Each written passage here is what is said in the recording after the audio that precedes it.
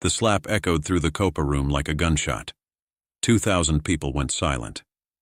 Frank Sinatra stood center stage, his hand still raised, his face twisted with something that looked like rage, but might have been fear. And Dean Martin, the king of cool, the man who never let anything ruffle him, stood frozen with a red handprint blooming across his cheek. For 3 eternal seconds, nobody moved, nobody breathed. Then Dean Martin leaned into the microphone and said 4 words that would destroy the greatest friendship in Hollywood history. But before we get to those 4 words, you need to understand what the Rat Pack meant in 1963. They weren't just entertainers. They were kings. Frank Sinatra, Dean Martin, Sammy Davis Jr., Peter Lawford, Joey Bishop. Together they owned Las Vegas. They owned Hollywood. They owned the night. When they walked into a room, the room changed. When they performed together, it was magic, pure electricity that couldn't be manufactured or replicated. And at the center of that magic was the friendship between Frank and Dean. They had met in 1948, 2 Italian kids from the East Coast trying to make it in show business. Frank was already a star, the voice that made women swoon and men jealous. Dean was still struggling, still trying to figure out who he was supposed to be. But from their first meeting, something clicked. They recognized something in each other. A hunger, a drive, a refusal to be defined by where they came from. Frank saw in Dean a talent that hadn't been fully realized yet. Dean saw in Frank a loyalty that was rare in Hollywood. They became more than friends. They became brothers. For 15 years, their friendship was the stuff of legend. They made movies together. They performed together. They partied together until dawn and showed up for work the next morning like nothing had happened. Frank was the leader, the chairman of the board, the one who made things happen. Dean was the cool one, the laid-back presence who balanced Frank's intensity. They needed each other in ways that neither fully understood. Frank needed Dean to remind him not to take everything so seriously. Dean needed Frank to push him, to challenge him, to believe in him when he didn't believe in himself. But there was a darkness in Frank Sinatra that even his closest friends couldn't always navigate. He had a temper that could erupt without warning, a jealousy that could turn irrational, a need for control that sometimes bordered on obsession. Most of the time, Dean knew how to handle it. He would deflect with humor, change the subject, pour another drink. He had spent years learning the rhythms of Frank's moods, knowing when to push and when to retreat. But on the night of March 7, 1963, something went wrong. The show at the Sands was supposed to be a celebration. It was Frank's birthday, and the Copa Room was packed with Hollywood royalty, mobsters, politicians, and high rollers who had paid a fortune to witness the Rat Pack in their element. The champagne flowed, the jokes landed, the music soared. Everything was perfect. Until it wasn't. The trouble started during the second act. Dean was in the middle of a bit, a running joke about Frank's ego that they had done 100 times before. The audience loved it. Frank pretended to be offended while Dean played the innocent. It was comfortable, familiar, safe. But that night, Dean added something new. A throwaway line about Frank's recent breakup with Juliet Prowse. Nothing cruel, nothing that should have mattered. Just a gentle jab between friends. Dean didn't see Frank's expression change. He was too busy working the crowd, riding the laughter, being Dean Martin. He didn't notice the way Frank's shoulders tightened, the way his jaw clenched, the way his eyes went cold. Later, people who were watching Frank said they saw the moment he snapped. It was like a switch being flipped, like something human being replaced by something else entirely. Frank walked across the stage toward Dean. His movement was casual, almost playful. Dean turned to face him, expecting another bit of staged banter. The audience leaned forward, anticipating the punchline. And then Frank's hand came up, fast and hard, connecting with Dean's face in front of 2,000 witnesses. The sound was unmistakable. This wasn't a stage slap, the kind actors learn to fake. This was real. The impact snapped Dean's head to the side. His drink flew from his hand, the glass shattering on the stage floor. For a moment, Dean just stood there, his hand slowly rising to touch his cheek, as if he couldn't quite believe what had just happened. The audience didn't know how to react. Some people laughed nervously, thinking it was part of the act. Others gasped. A few started to stand up, sensing that something had gone terribly wrong. On the side of the stage, Sammy Davis Jr. took a step forward, then stopped, uncertain what to do. Frank was breathing hard. His hand was still raised, trembling slightly. And in his eyes, there was something that looked almost like panic, as if he himself couldn't believe what he had just done. But Frank Sinatra never apologized. Frank Sinatra never backed down. Even when he was wrong, especially when he was wrong, he doubled down. "That's for talking about things that aren't your business," Frank said into the microphone. His voice was steady, but there was a crack in it that the people closest to the stage could hear. "Some things are off limits, even for you." Dean lowered his hand from his cheek. The room was so quiet that people could hear the ice settling in their glasses. Everyone waited to see what Dean Martin would do. This was the moment when lesser men would have swung back, started a fight, created a scene that would have ended with blood and broken furniture. This was the moment when other men would have laughed it off, pretended it was okay, swallowed their pride to keep the peace. But Dean Martin was not a lesser man. And Dean Martin did not swallow his pride. He walked slowly to the microphone stand, his movements deliberate, unhurried. He adjusted the microphone with the same casual grace he brought to everything. He looked out at the audience, then back at Frank. And when he spoke, his voice was calm, almost gentle, but it carried to every corner of that silent room.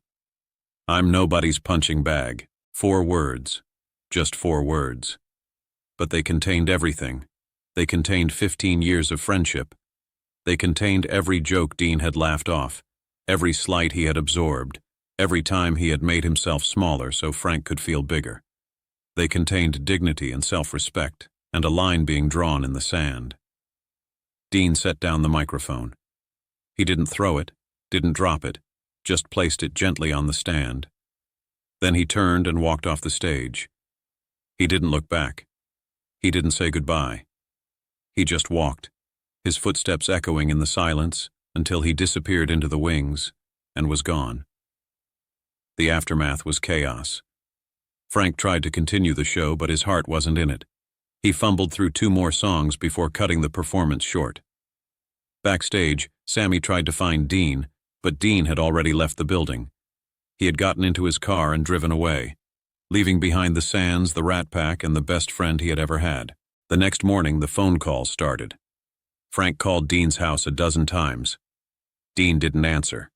Sammy called, Joey called, Peter called. They left messages, sent telegrams, showed up at Dean's door. Dean saw none of them. He had retreated into the fortress of his Beverly Hills home, and he wasn't coming out. A week later, Frank sent a letter. It was 3 pages long, handwritten, the closest thing to an apology Frank Sinatra was capable of producing. He talked about stress, about the breakup, about drinking too much that night. He said he didn't know what came over him. He said he valued Dean's friendship more than anything. He said he was sorry, though he never actually used that word. Dean read the letter once, then put it in a drawer. He didn't respond. What followed was the longest 3 years in Rat Pack history. The group continued without Dean, but it wasn't the same. Frank tried to replace him with other performers, other comedians, other straight men who could feed him lines and absorb his energy. None of them worked. None of them had Dean's timing, Dean's cool, Dean's ability to make Frank look good while somehow looking even better himself. Dean, meanwhile, threw himself into his solo career. He made movies. He recorded albums. He launched his television show, which became one of the highest-rated programs on NBC. On the surface, he was thriving. He was proving that he didn't need Frank Sinatra, didn't need the Rat Pack, didn't need anyone. But those closest to Dean saw something else. They saw the sadness behind the smile, the loneliness behind the laughter. They saw a man who had lost his best friend and didn't know how to get him back. The entertainment press had a field day. Rumors flew about what had really happened that night at the Sands. Some said Dean had slept with one of Frank's girlfriends. Others said Dean had made a deal with a rival casino, betraying Frank's business interests. A few claimed to know about a secret involving Frank's mob connections that Dean had threatened to expose. None of it was true. The truth was simpler and sadder. Frank had lost his temper, and Dean had refused to pretend it was okay. For 3 years, they moved through the same Hollywood circles without speaking. They would be at the same parties, the same premieres, the same industry events. And every time, they would orbit around each other like planets that had lost their gravitational connection. Friends tried to intervene. Sammy begged them both to reconcile. Dean's wife, Jean, and Frank's mother, Dolly, had a secret meeting to discuss how to bring them back together. Nothing worked. Dean had drawn his line, and he wasn't going to cross it.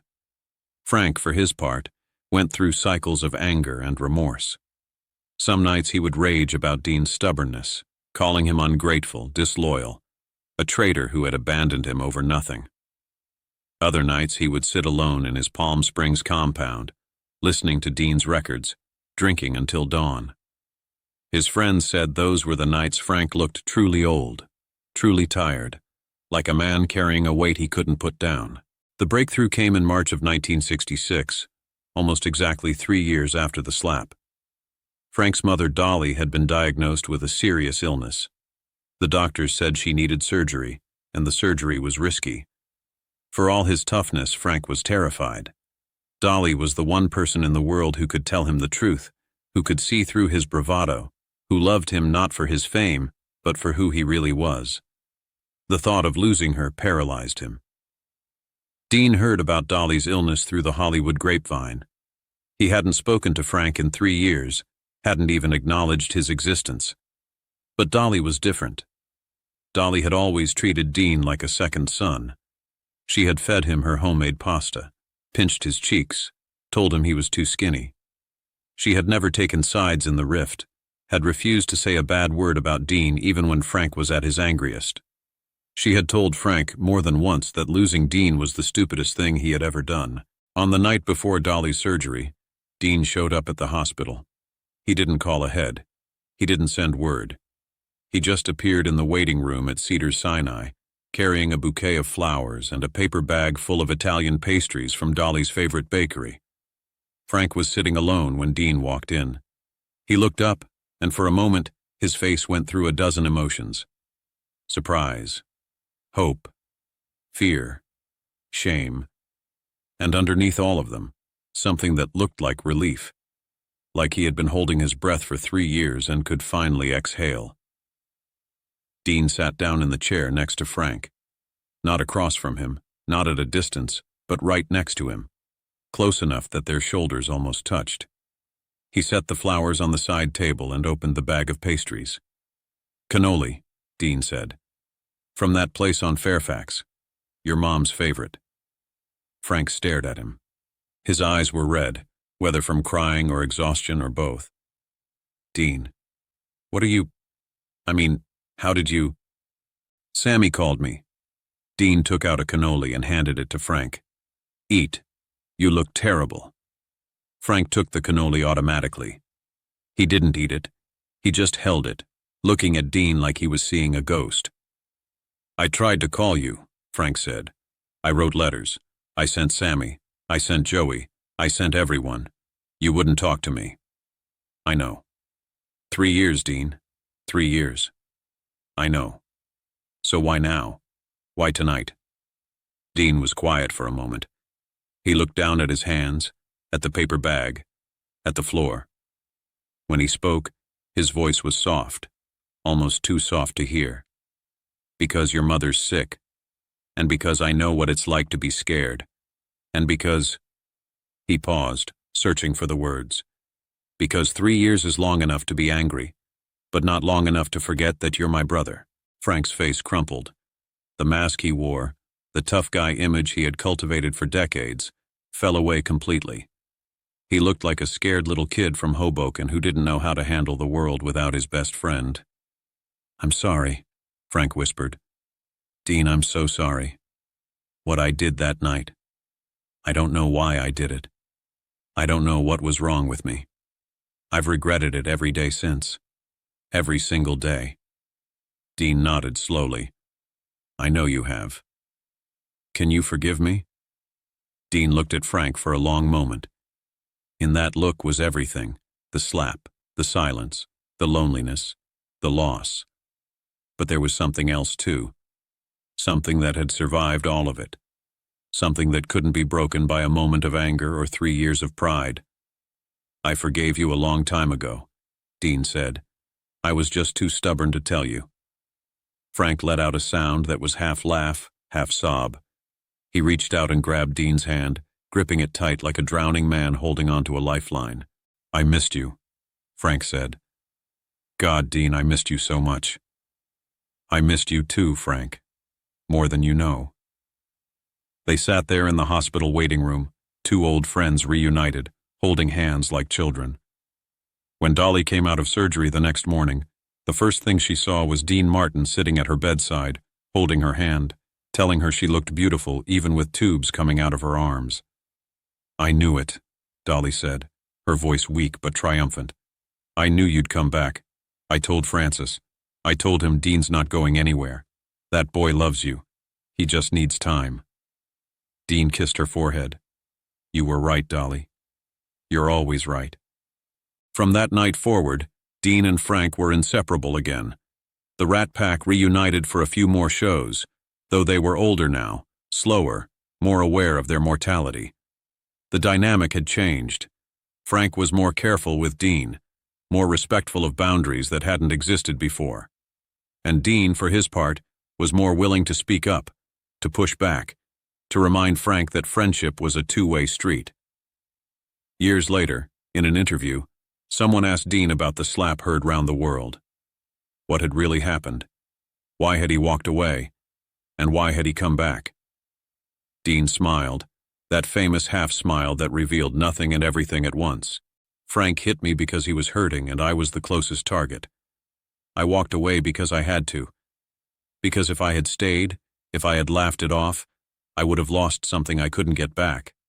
My self-respect, my dignity, the thing that makes me, me. He paused, taking a sip of his drink. I came back because life is short, because holding on to anger is exhausting, and because Frank Sinatra, for all his faults, is the best friend I ever had. Sometimes the people we love hurt us. That's just how it is. The question isn't whether they'll hurt us. The question is whether the love is worth the pain. He set down his drink and looked directly at the interviewer. With Frank, it was always worth it every time. Frank Sinatra died on May 14, 1998. Dean had passed away 3 years earlier, on Christmas Day 1995. They never had to live in a world without each other for very long. Some people said that was fitting. Some people said it was destiny. Dean would probably have said it was just luck, the same luck that had brought two Italian kids together in Hollywood 50 years before. At Frank's funeral, his daughter Tina read a letter that Frank had written but never sent. It was addressed to Dean, dated December 26, 1995, the day after Dean died. Dear Dean, the letter began. I don't know how to do this without you. I don't know how to walk into a room and not see you there. I don't know how to tell a joke without waiting for your laugh. I don't know how to be Frank Sinatra without Dean Martin somewhere in the world, being Dean Martin back at me. Tina's voice broke, but she continued. I hit you once a long time ago. It was the worst thing I ever did. Not because of what happened after, the 3 years, the silence, but because for one moment, I forgot who you were to me. I forgot that you were my brother. I forgot that your face was the face I most wanted to see when I walked into any room. I forgot everything except my own stupid anger, and I've been trying to make up for that moment ever since. The church was silent except for the sound of people crying. You forgave me, Dean. You came back. You sat with me in that hospital and ate cannoli and pretended like 3 years hadn't happened. That's who you were. That's the kind of man you were. And I spent every day after that trying to deserve your forgiveness. I don't know if I ever did, but I know I tried. And I know that trying, having something to try for, having you to try for, made me a better man than I ever would have been alone. Tina folded the letter and looked out at the congregation. My father wrote one more line. she said. He wrote, "Save me a seat at the bar, Paisan.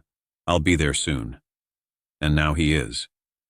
The story of the slap that broke up the Rat Pack isn't really about violence or pride or ego. It's about something simpler and more profound. It's about what it means to truly love someone. It's about knowing when to walk away and when to come back. It's about forgiveness, not as a single moment, but as a choice you make every day, a choice to believe that the love is worth the pain. Dean Martin drew a line that night at the Sands. He said, "I'm nobody's punching bag." And in saying that, he saved himself. But he also saved his friendship with Frank, because a friendship where one person is always the punching bag isn't really a friendship at all. It's something else, something less. By walking away, Dean gave Frank the chance to miss him. By staying away, Dean gave Frank the chance to realize what he had lost. And by coming back, Dean gave Frank the chance to be the friend he should have been all along. That's the Dean Martin story. Not the king of cool, not the effortless charm, but the man who knew his own worth, who demanded to be treated with dignity, and who still had enough love in his heart to forgive the unforgivable. 4 words changed everything. I'm nobody's punching bag. But it was the words that came 3 years later that mattered most. The words Dean said in a hospital waiting room, holding a bag of cannoli, looking at his broken, scared, lonely best friend. Because 3 years is long enough to be angry, but not long enough to forget that you're my brother. That's friendship. That's love. That's Dean Martin.